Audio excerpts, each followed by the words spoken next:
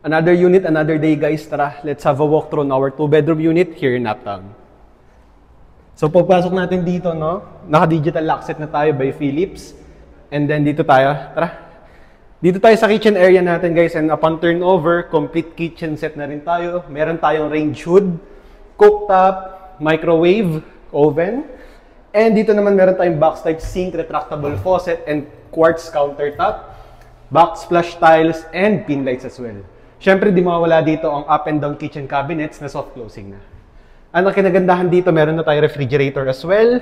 And then, actually guys, nakalimutan kong sabihin sa inyo, 2+1 bedroom unit pala to dahil meron tayong maid's room na convertible to storage unit or storage room kung paano nyo siya gustong gamitin with its own toilet and bath, and also the provision for our washer and dryer. Tara! And dito naman guys, papakita ko sa inyo ang ating very spacious na living and dining room na merong access sa balcony. Ayan. Pakita mo yung view pare. Dito tayo. Tapos dito naman guys, meron tayong tinatawag na mini hallway and dito natin matatagpuan ang ating common toilet and bath. Kung ano nakikita nyo dito guys, ayan na yung makukuha natin upon turnover. Complete sanitary fittings na tayo dyan. And then dito tayo sa bedroom 1 natin. So sa bedroom 1 natin, as you can see, spacious siya. Meron tayong bintana, meron tayong natural lights na pumapasok. And kasama na rin dito ang ating cabinet upon turnover. And of course, 1 AC unit sa bedroom number 1. And then of course, the highlight of the unit, nandito tayo sa master's bedroom. And as you can see, napaka-spacious niya with floor-to-ceiling glass window. And makikita nyo, grabe yung view dito sa unit natin.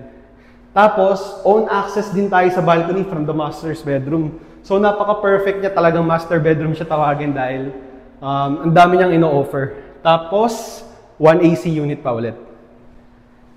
And sa loob ng master bedroom natin, guys, ito, meron tayong own toilet and bath na mas malaki compared dun sa common toilet and bath natin.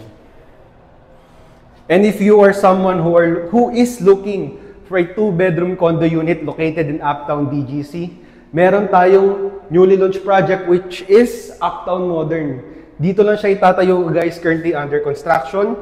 Turnover date is going to be June 2031 and we are offering 6 years to pay, no down payment na kailangan. No interest rate and very flexible payment terms since 6 years pa ang turnover nito. So, ano pang hinihintay mo? Comment down below. Follow me for more. Ito na.